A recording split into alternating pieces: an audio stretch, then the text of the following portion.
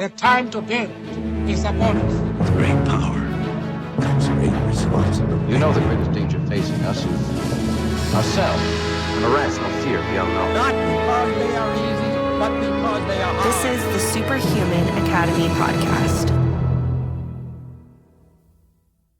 Chad, what's up, my friend? How you doing, man? You know, I'm doing pretty well today.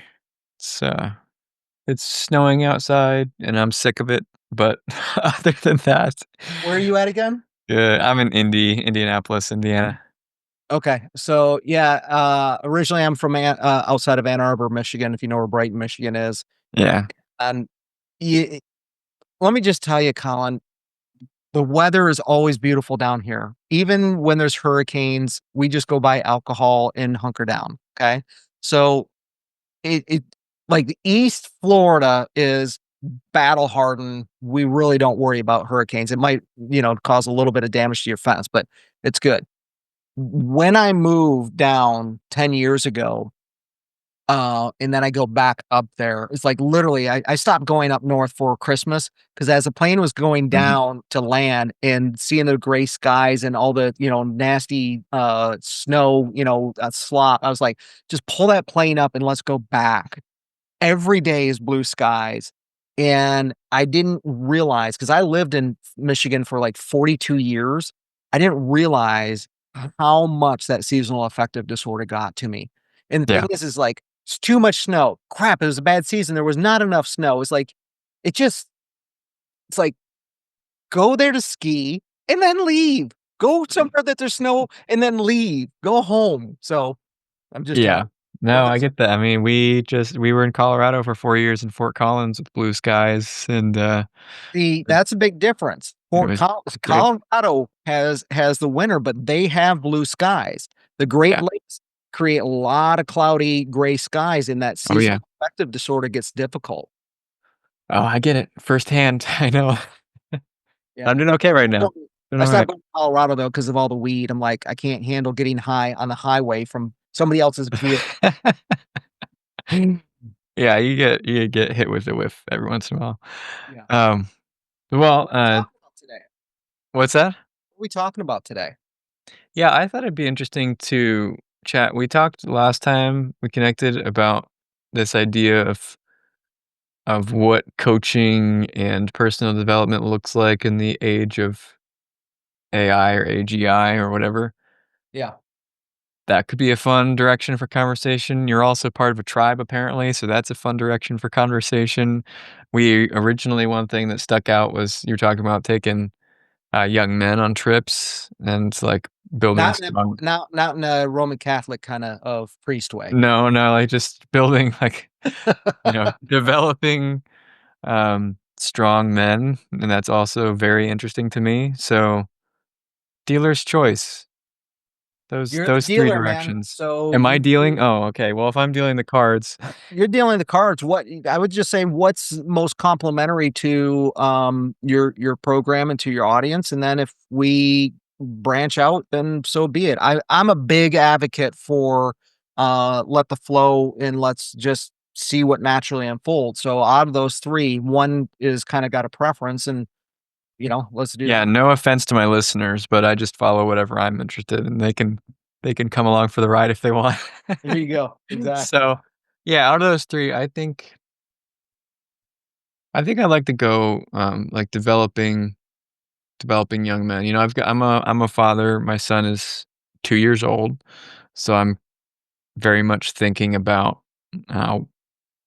what the next, let's say, 16 years look like when he's likely under my roof, and how I can maximize those 16 years for his benefit and the benefit of the world, because I think he's going to be a positive impact in the world. I love it. Let's talk about that. Yeah, riff on that. Where does that take your head? So we're already recording? Oh yeah. Yep, we just jump right in. Nice. So when I think back, so let me give you a little backstory about my journey as a father. Yeah. One, I had four parents, right? Parents were divorced, remarried other people. And I never understood, Colin, when people would be like, "Oh, you're the product of divorced parents." I was like, "I'm not a victim. What do you mean product of? I get to choose from 4. You only get to choose 1 or 2." So I was able to take the best qualities and discard the pieces that I didn't find suitable, right? Sure. And I think as a adolescent and even as a young man, we go through the aging cycle and maturity cycle of I'm the way I am because mommy and daddy did something in my past that is a crutch and something that I use as an excuse for my behavior currently. And it really wasn't until I had my son that I went, holy crap, they've just been making it up the whole time. They Yeah, didn't know what right. they were doing. Of course. And it allowed me to really have empathy and compassion for they did the best that they could do with the tools they had at the time. Mhm. And when I went into that understanding of thank you for the gifts that you gave me, that meant all of it. That meant even some of the I will never do this to my child. I will absolutely make sure that I do this with my child behaviors, right? So in that process, I sat down and it was about less than 2 years in.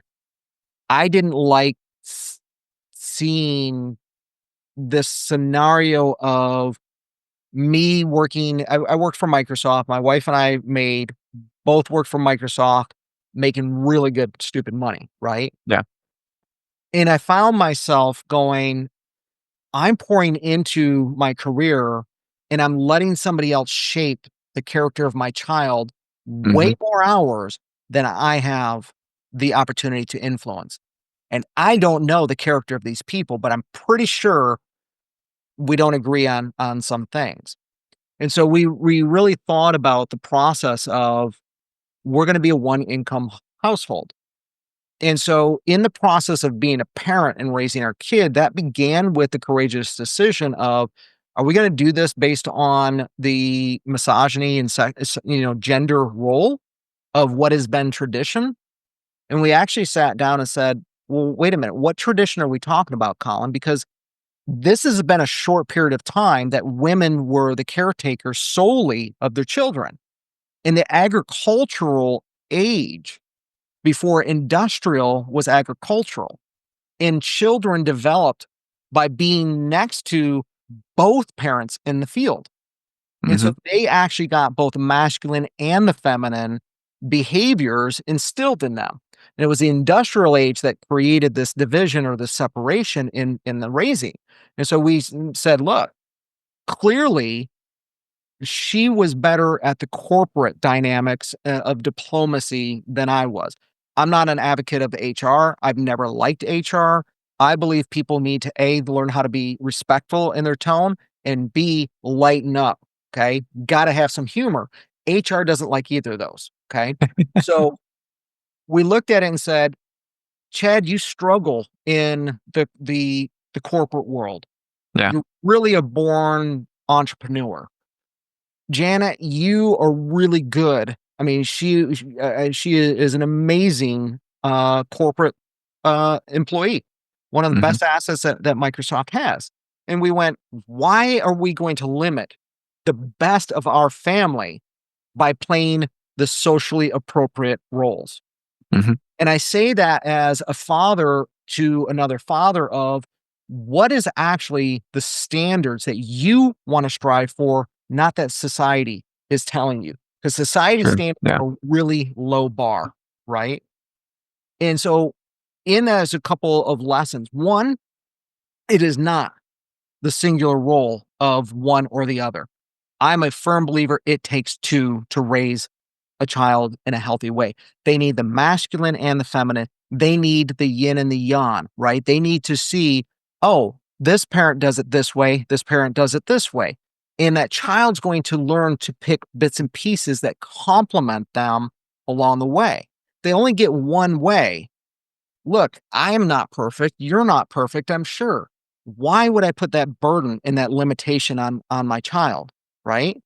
You don't trick them and say, "Oh, here, I'm gonna give you some food," and you hand them sawdust. No, that's just cruel. So I would say we have the responsibility of when we do that to ask ourselves, how do I want to show up? Am I going to Mhm. be societally appropriate? Maybe in public, there's certain things I'm going to conform to out of respect and decency. But behind the scenes, we sat down and said, what are our standards? What are our values that we want to instill? And at the end of the day, the humor is like, look, if this kid's going to get screwed up, I'm taking credit for it. Right. So Mhm. I think that it begins with what's the vision of what an extraordinary father is? Because if we go into it with, I'm just going to wing it, or, I'm going to be good. Well, good is the neighbor to mediocre, and mediocre is the neighbor to poverty and piss poor. So I'm not going for good. I went for super dad. And I sat down and said, what does a super dad look like, sound like, feel like? Mhm. Right? Super dad is not the guy sitting on the couch, drinking a beer, watching football, nonstop. Sometimes super dad does that, but most of the time, super dad is taking the time to be present. So I then had to make some changes in our behavior. Would get up before anybody else would get up so I could get some work done because I had my own coaching practice. When the Mhm. family got up, boom, I'm there taking care of the family. And then I would walk my son. And let me tell you, at that age, well, two's a little too early for school, but when he started going to preschool and kindergarten, some of the best memories of that little hand wanting to hold your hand, right? Yeah. In, Yeah. in taking that time, let me tell you, 23 years later was easily the hardest sacrifice I ever had to make. And it was one I would make again and again and again. I gave away probably forfeited to $10.5 million easily in career income. Not a small amount of money. I would easily do that again for the 21 years that I've had in my son's life to be present. Because, dude, that's the one thing you only get one shot to do, right? You don't get the Mhm. overs. The second in that, and then I'll shut up in this rant, get off my pulpit, is that you really only get one opportunity to do this. And when you screw up, I didn't try to be like, well, do as I say, not as I do. I would say, you know what? Dad didn't do it right. You need to know that I didn't do it right, and I apologize, right? Is to let them see that we're fallible. And that also meant to parent in a way that was not demeaning and shut them down. And so the example I learned this, what is it? There was I took courses. I went to men's retreats to learn how, as a man, I needed to show up because I Mhm. didn't have the role model of what that looked like. I grew up with severe alcoholism. I grew up with workaholism. I grew up with my father's not having the skill set that I needed to be a better father. Okay. And that taught me some things in there. But I also learned how we talk to them is vitally important. So when their hands are that little and they want to hold your hand, well, you need to be ahead of the curve. And even if you're just a month ahead, great. So I learned like the five love languages and learned that there's the five love languages. There's five love languages for children, five love languages for teens, five love languages for men. And so I learned from when he was a child to the teen, before he became a teen, I learned, oh, the holding your hand is going to turn into the fist pump, right? So we have to know as they're maturing how to hold their hand throughout. And it moves from this to this, right? Mhm. And how do we complement them rather than remove them out of our lives? So I'll stop from there. Yeah. All right. So the question that comes to mind for me, there are obviously a lot of parents out there. There are not that many people out there that left a very high paying job with Microsoft to be at home more with their kids. And then I believe you coached with like Tony Robbins' team. Is that right? Am I remembering that correctly? And so you're getting a lot of exposure to like how to think effectively and how to help other people to think effectively, which I'm sure influenced parenting to some degree. And you went all in on being a super dad. And so like that's a pretty unique standpoint from which to share. And so what I'm curious is, having come from that background and made the choices that you did, what were the things that you found to be most effective, especially the habitual things, the things that were on a daily basis for helping your kids to grow up strong and healthy? So one is, as I kind of pointed out, is know the destination, right? I knew what Super Dad needed to look like. I knew what the result of how I wanted our son to strive and thrive in the world rather than survive. Okay. So start with the end in mind. J.K. Rowling wrote Harry Potter with the end. She started with the end and wrote it backwards. Think Mhm. about that when you do a race. How far is the distance? You have to know the destination, and it's way easier to create the training plan backwards if you know the end game. What was the destination that you were heading for?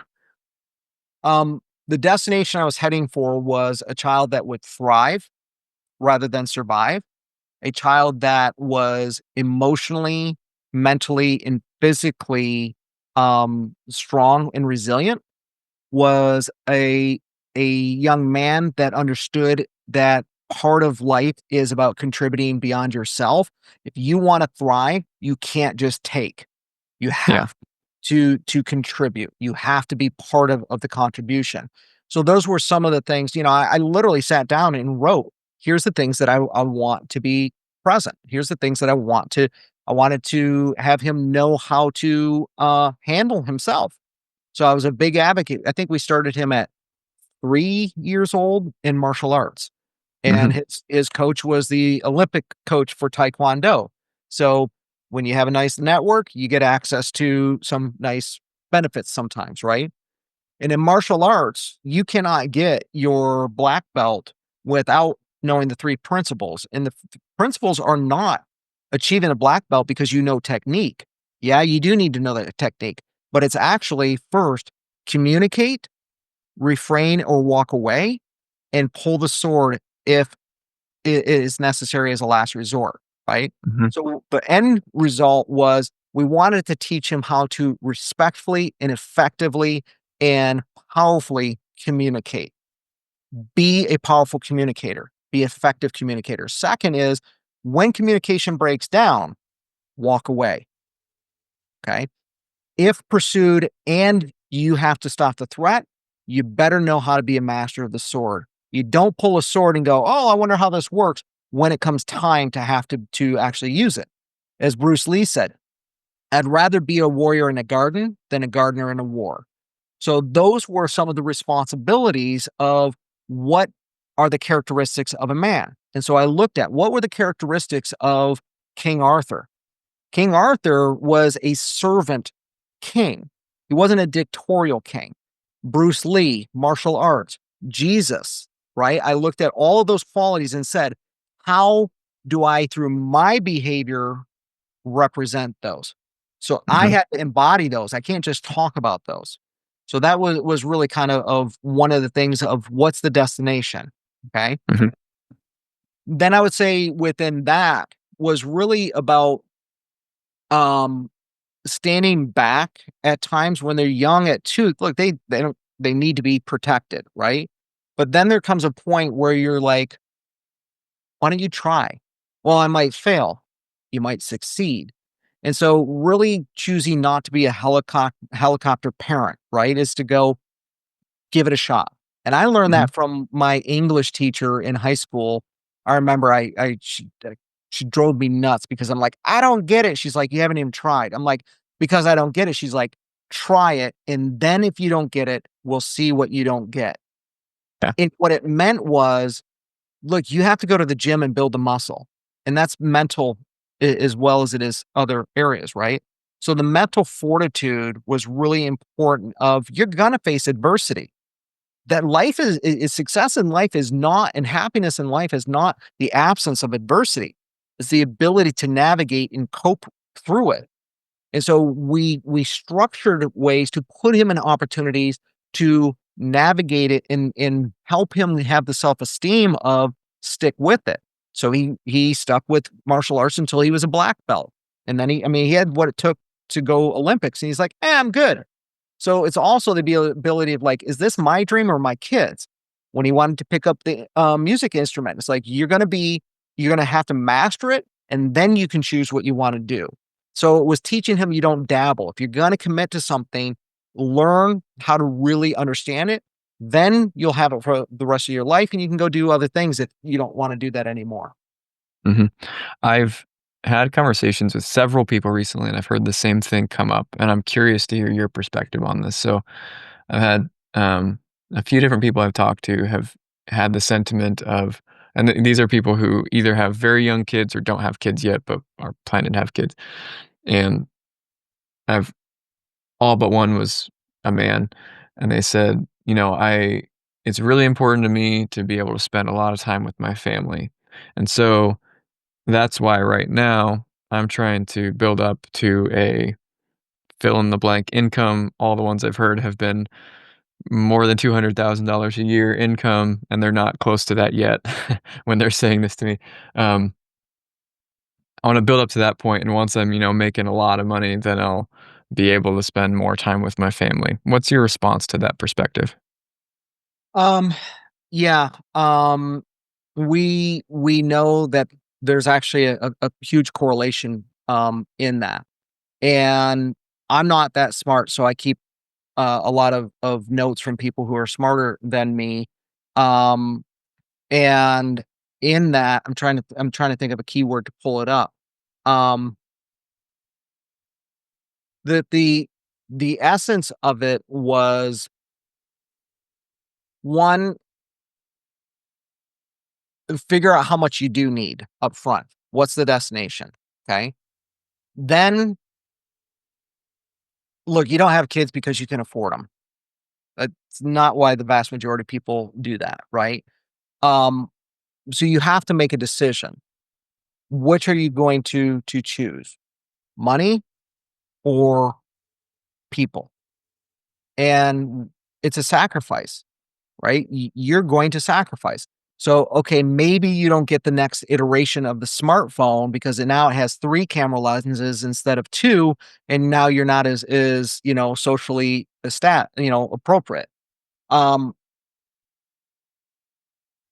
I would say that money is not the problem; it's a symptom. And so, sacrificing is about, look, we cut our income by 50%. That's a huge hit, right? And then on top of that, when he was 2 years old, we began contributing, I think, $200 a month to his college tuition and said, we're going to put it into a small portion into a 529, but most of it into just an IRA so that God forbid something happened. You do that for 18 years, Colin, and guess what? We turned it off when he was 13 years old because it overperformed. Now we live in a state where they actually pay for his tuition. So now he's got this nest egg that he can say, hey, do I want to go buy a house? Do I want to put it in an investment? My son has more saved than most households, and he's 21 years old because we Mhm. instilled the financial responsibility of most people typically will save when they have anything left over, and they never have anything left over. They have more month than they do paycheck, right? Mhm. So we Yeah. instilled in the very beginning with it, got I think it's called a moon jar. If I I haven't heard that. Moon jar? Yeah, that's the company or something, and it's Oh, okay. 3 piggy banks that are held together by like a Band-Aid or something, right? Huh. Okay. And in that, there's 3 piggy banks: give, save, spend. And so what we taught him was our same financial responsibility, and that was save first, save 70%. Okay. I'm sorry, no, save 20%, spend 70%, and give 10%. And so we taught him how to do that. There were certain things that, look, this is just part of being a family. You don't get an allowance for doing these things. This is part of the responsibility and your contribution to the family. Okay. And then there was other things of Here's where you get an allowance for. And so we taught him that financial responsibility, which meant we had to do that as well. So when you take that approach, you look at your budget, you can create a list of anything that you possibly, it was like, create a laundry list of everything you can possibly want. And whatever the budget says yes to, we'll go do it. So if the budget says no to the smartphone or says no to Netflix and Amazon Prime videos and Paramount Plus and HBO Max and on and YouTube, I don't want to watch the 30-second commercials because I got to get my fix. You'd be amazed at how much discretionary income you're pissing away. And you can apply to the things that matter. And you can say, you know what, money's not the problem. So that was the first thing. The second is in that time, I have to, do these things. I get up at 4 a.m. Okay. I am probably getting easily 4 to 5 hours more work done before people even show up to work. Then I get the job done. But what did I do? I get up at 4 a.m. and he would get up at let's say 7. Okay. So I got 3 hours worth of work done. Thankfully, I have clients all around the world, so it works out nicely. Yeah. I would stop, make breakfast, spend that quality time, take him to school, and then back to work up 2:30. Let's go get him. And I'm done by, 2:30 every day, right? Sacrifice is going to be required. So when you say, oh, I have to work, what are you working for?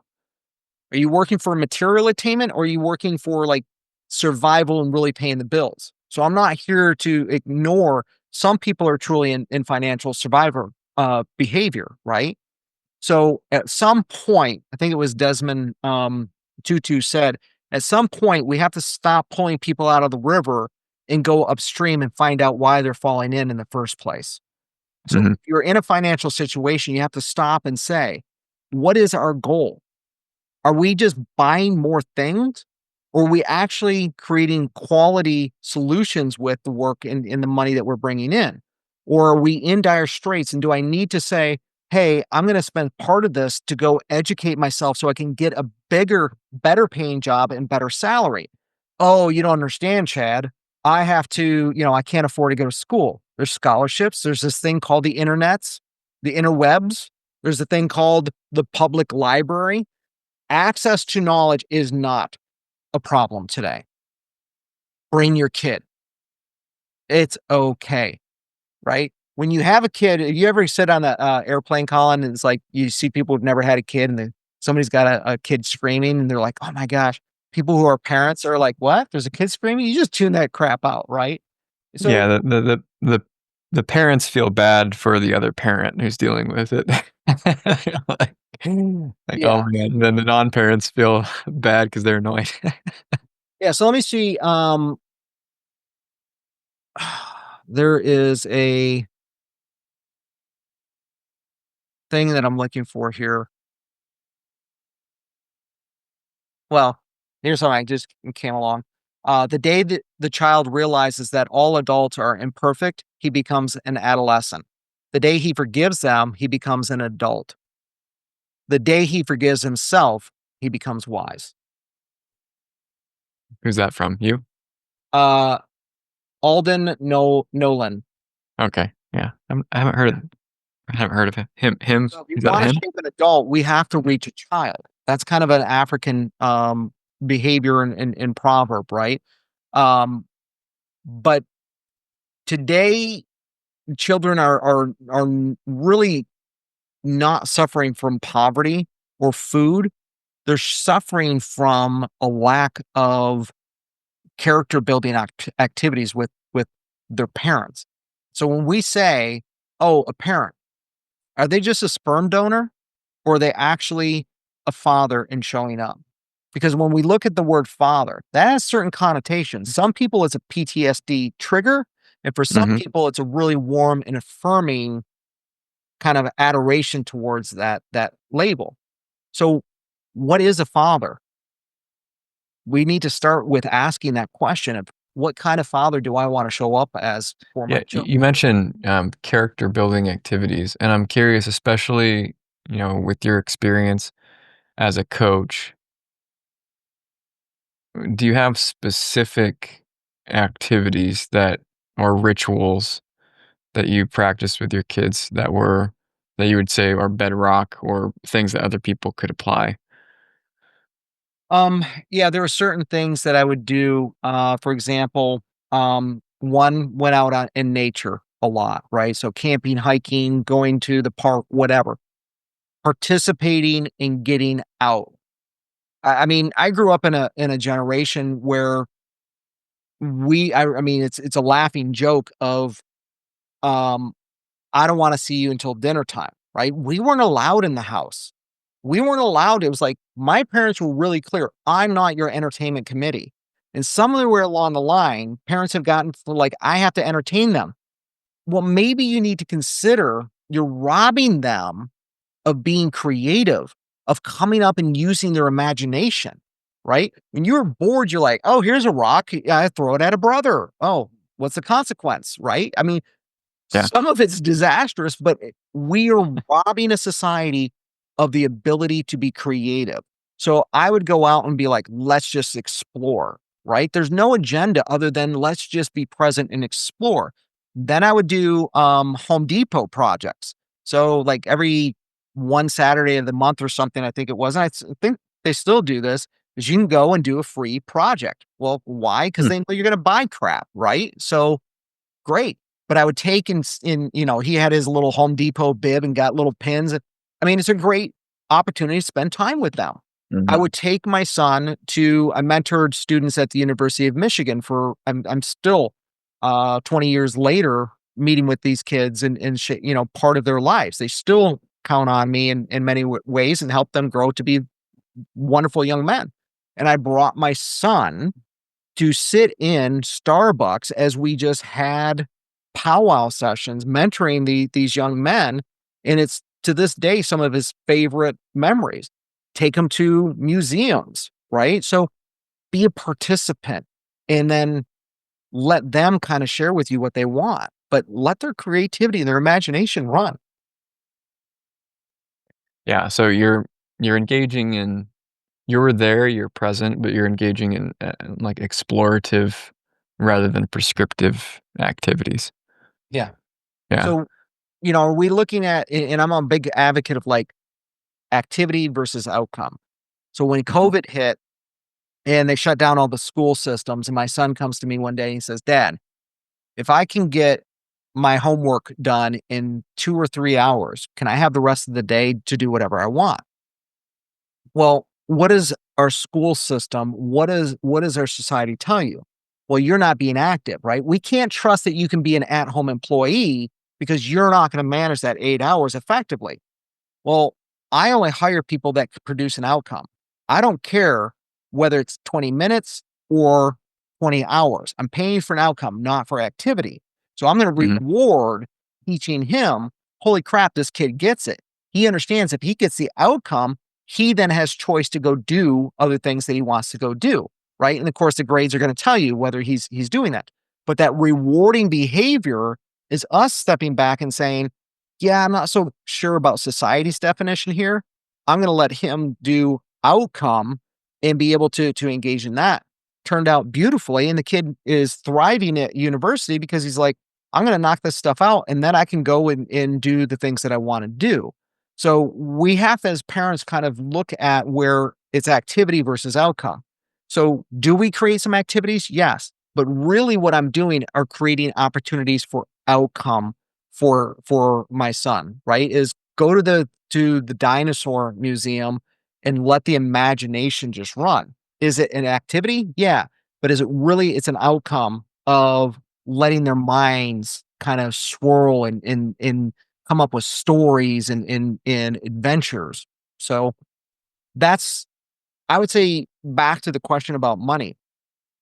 Buy experiences instead of things. And your children are going to turn out a whole lot better. Yeah, that makes sense.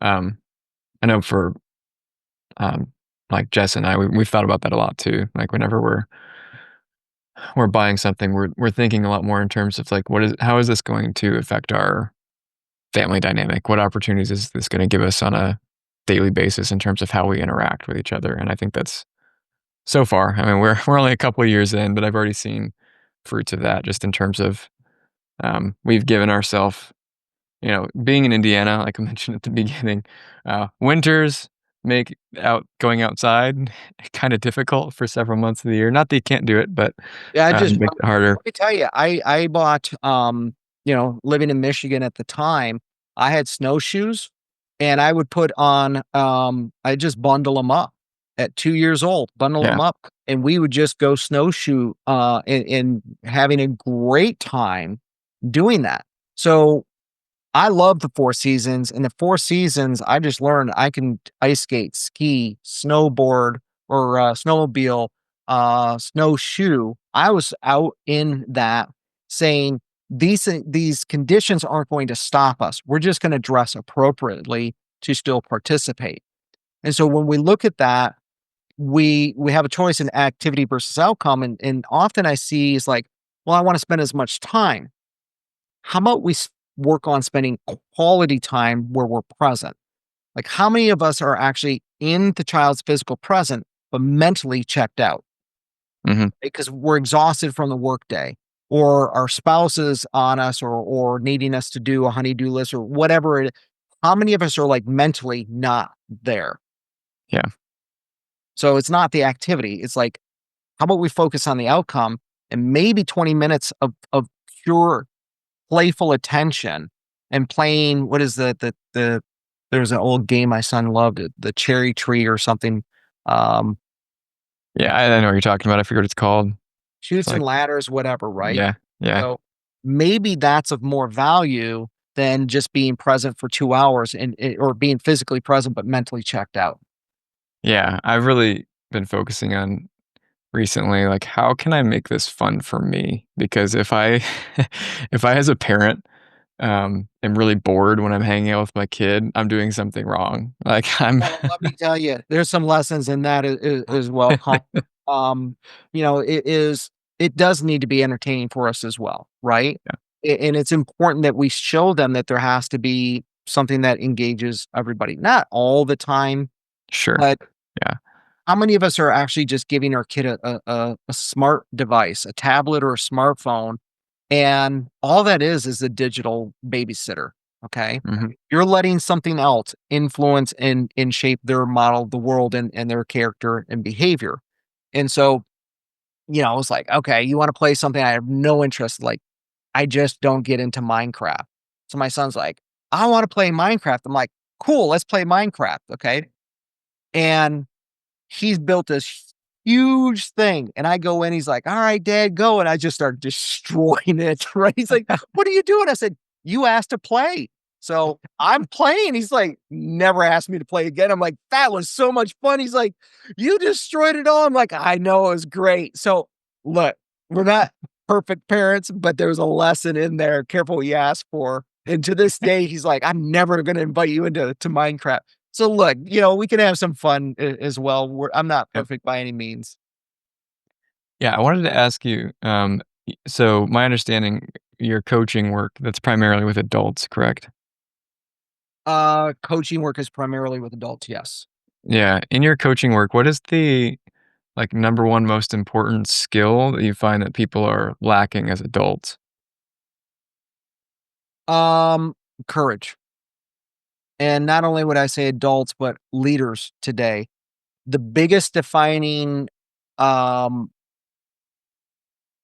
tipping point I see in leaders and in adults is courage is one of the most rare characteristics I've seen. It How takes. would you define courage? I would define courage as the ability to lean into things, the ability to admit when you're wrong, the ability to navigate truth versus falsehood. In fact, I have over here in a second. Uh, Maybe it doesn't seem to want to respond. Um, in David R. Hawkins' map of consciousness.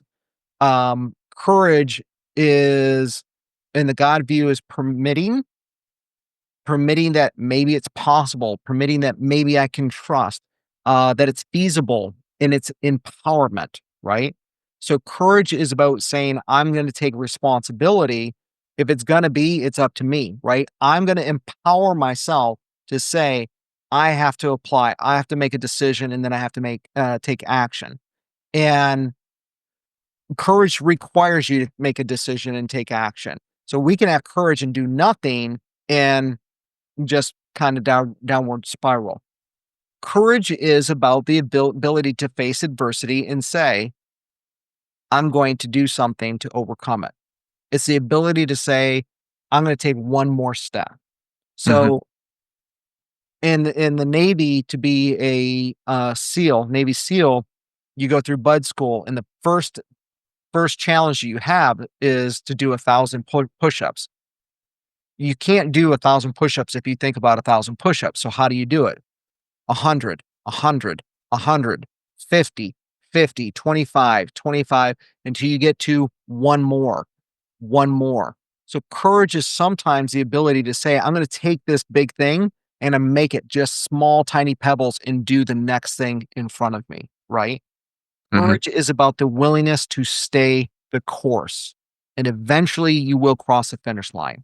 It's one of the courage to say, maybe making money isn't the most important thing.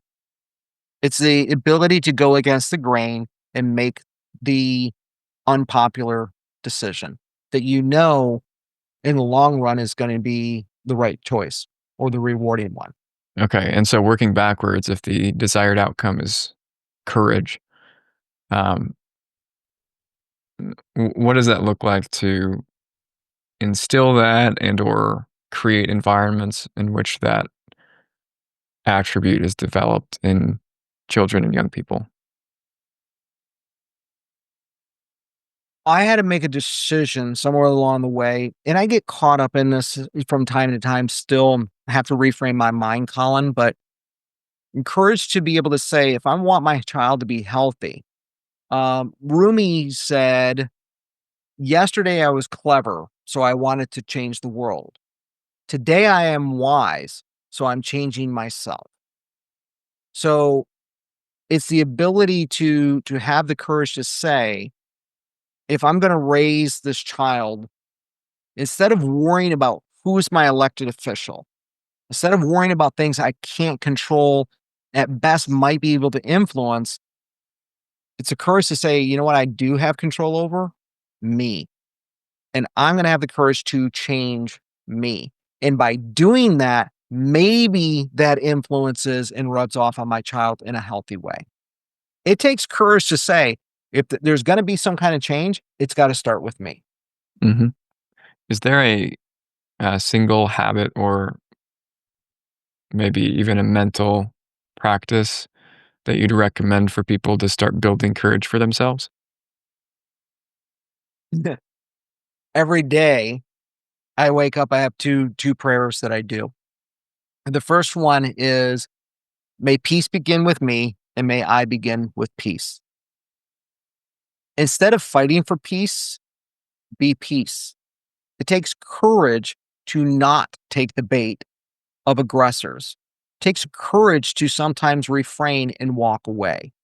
Mhm. And so represent the values that you want to instill in your children by actually being those in your behavior, right? And so for me, instead of complaining about things that I can't control, politics or whatever, is instead of fighting for peace, I just choose, may peace begin with me, right? I have a choice when I pick up and I mean, it's pretty common knowledge that customer service is challenging today, right? It's intentionally designed to create these barriers of resolution.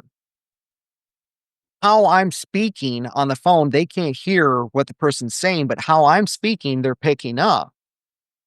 Well, I can choose, regardless of how they're showing up, to be peaceful.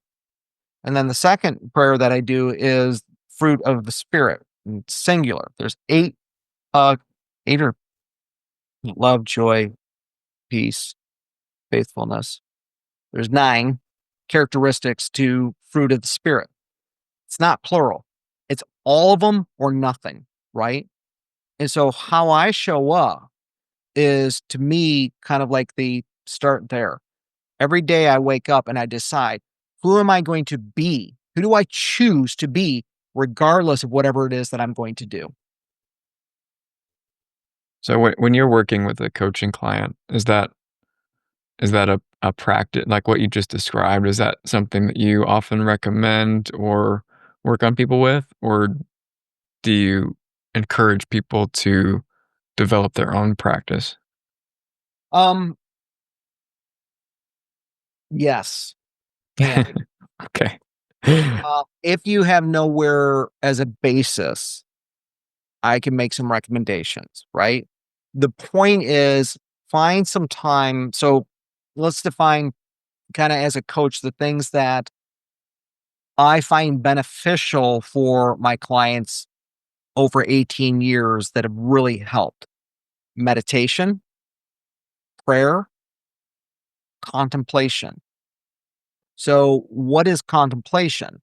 A lot of people don't understand contemplation.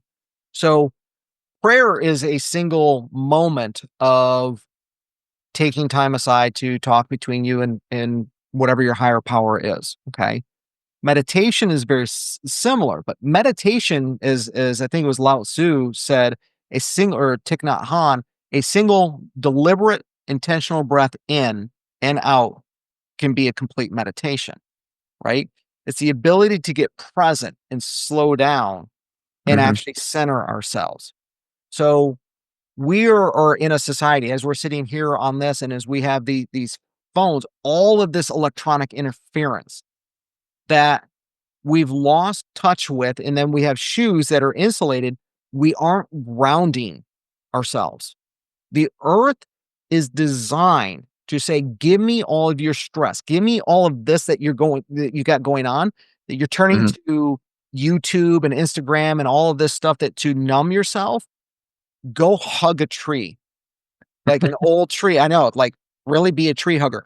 Take your shoes off, especially in the winter.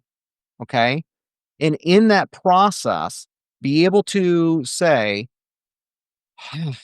because the earth uses that fuel, it's fuel for the earth to take all of that charge, and will take it, in exchange gives you centeredness and peacefulness. Okay. Contemplation is ceaseless meditation and prayer. So Billy Graham he was invited at some event. He's a pastor. Some people may not know, famous reverend. And they sit down for lunch and he just dives in. They're like, Reverend Graham, you haven't said your prayers. He goes, I've been praying all day. Why do you just limit it to meals? That's contemplation, ceaseless prayer, ceaseless meditation, right? So how do you do that? 3 minutes, right? Don't jump in and be like, oh, I'm going to go do 30 minutes. That's like going to the gym, Colin, and saying, I'm going to start off by lifting 400 pounds, 15 reps. Like, what do you want to get hurt? Start in micro doses. Go 3 minutes, 5 minutes, 10 minutes, build yourself up. And I do about 45 minutes every single day. I didn't start there. And so the other side of, should they just follow what you've got or find their own way? Look, if there's, a million different apps, find the one that works for you. I think it was Rick Warren was asked, what version of the Bible, which translation of the Bible is best? And he says the one that actually reaches your heart. So Mhm. which version of an app? The one that actually gets you the result. I've noticed, I'm guessing other people have pointed this out. You quote others a lot. Um, do you I guess where's that coming from? Do you read a lot of books and write down a lot of quotes and review them? Do they just stick with you? Like where is not everybody quotes people all the time. Yeah. So, history leaves clues, and Mhm, we repeat our history if we don't learn from it. And so I learned along the way that there are people that are way more wise than me. And so if I can memorize and be able to understand those, when I'm in situations that I go, "Oh, I recognize," then I can go, "Oh, let me apply their wisdom so I don't make those mistakes myself," right? mhm. So I literally like have 2 calendars. One is my schedule, and I have another calendar just says quotes. And I have random quotes when I hear something that is impactful. I have it go in, and every single day it pulls that up until I have it memorized. And then I change the frequency on that. And then because it's in a calendar, as we've been talking, I just type in a keyword. It's like, oh, boom. That's how I came up with the roomie. I'm not that smart. Neither was Henry Ford. They put Henry Ford on trial and made him look like an idiot because he didn't have a high school degree. And he says, I don't need a degree. I've got 2 buttons on my desk. All I need to know is which button to bring in the people that have the answers, right? I don't have to have the wisdom. I just need to know where I can get it from. So I rely on the wisdom of other people that came before me and left me clues. And I leverage that.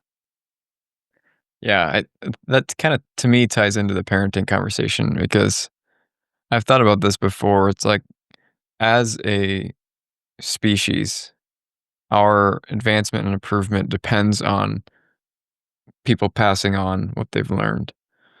And if we don't learn from those who came before us, then it's like we're starting from zero all over again, over and over and over, generation after generation, starting from zero. And how silly is that? When you're doing all these quotes, I was like, I'm guessing you've got something like that in the background where you're going through that. And yeah, I appreciate that a lot. I think there's It makes me a it's better silly. quote. It's silly to Makes me not. Yeah, it's silly to not take advantage of. You mentioned that knowledge is never the problem these days, or like information at least. I agree. We have access to so much, and No, the problem is our inability to unlearn and relearn, right? yeah, Look, I don't have to be the composer or author of a great piece of music to be able to play it and appreciate it or play it for others and have them appreciate it. I don't have to take credit for something that hmm is absolutely magnificent, right?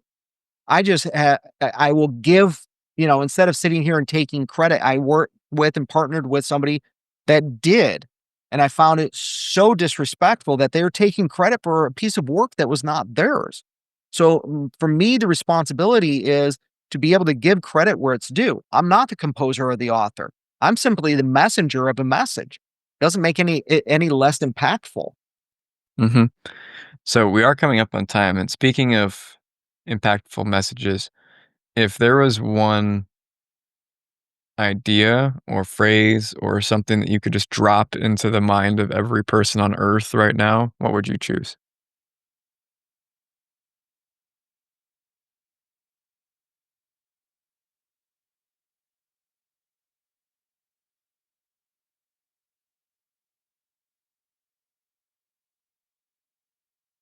Have the courage to question respectfully. Another quote, George Bernard Shaw, that was then credited to later Bobby Kennedy. Some people see things as they are and ask why. Others dream of things that have never been and ask why not. Which do you want your child to see the world as? If you want them to be a why not, what are you doing to help shape and influence that? Are you giving them the space to make errors? I learned a very hard lesson of being controlling to some family members in my life. And I said, well, I'm protecting them. And they said, but you're also robbing them of the lesson of the failure or the celebration of the success. And I went, wow, that's so selfish of me. And so sometimes maybe we need to sit back and let people build the muscle. And when we do, we might just be surprised at their success versus their failure. Well said. I think that's a great note to end on. Is there any place that people can find you? Is that something? Do you request Oh, that I'm a people hermit. reach out? You Is can't that find me. what did Yeah, you say? that I'm a hermit. You can't find me. You I'm a can't no. find. Okay, fair enough. I don't use credit cards, cash only. So, I make it really easy actually. Just go to chadecooper.com. E is an echo, chadecooper.com. You'll find pretty much everything there, books, free stuff, more about my coaching, events that we're building and putting towards. And you're going to see a lot more coming out because now that I'm an empty nester, I have the time to really pour in and create even more an impact. So just go to the website and not hard to find my email address, and you got a question, you got a comment, send it over. Great. And who are you looking to connect with just in case they happen to be listening to this podcast right now? Like I said, I'm always in the market for people that want to create impact, right? So one of the things that has really kind of excited me recently is the opportunity that I'm seeing. I don't know if it's the millennial generation or the Gen Y, I think came after that. But I see that age demographic now saying, "Hey, I want a mentor. I want somebody to show me and hand me the baton." And so it's really exciting for me to be able to say, I'd be happy to share what I can and help people in a coaching or consulting manner. Really being able to understand you don't have to settle for the either or trap, Colin. You can Mhm. actually build an empire and be an extraordinary parent and actually be abundant in all areas of your life. But we sacrifice, oh, I can either have material attainment or spiritual, enlightenment. Go for both. It's actually a lie that you can't have both. So if those are people who are ready for like, hey, I'm ready to step into what that looks like, those are my favorite clients. People who Okay. choose who they want to be in the midst of whatever they do. Yeah, I want to just quickly echo something from a few episodes ago.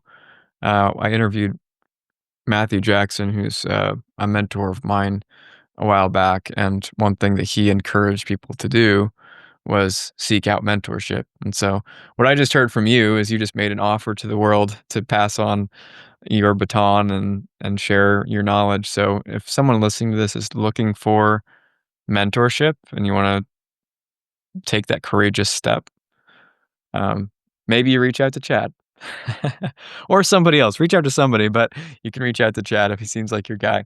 So, Chad, thank you for the time. I really appreciate this for passing on your wisdom and the wisdom of others. And I look forward to staying in touch. Awesome. Thanks, Colin. The Superhuman Academy podcast is hosted by Collin Jewett and designed and edited by Army Cinco, with original music by Joshua Schunig and voiceovers by Corey Page Schunig. That's me. You can find past episodes and resources, as well as access to the ever-growing Superhuman Academy community at superhumanacademy.com. If you like the show, don't forget to subscribe and leave us a review on your podcast platform of choice.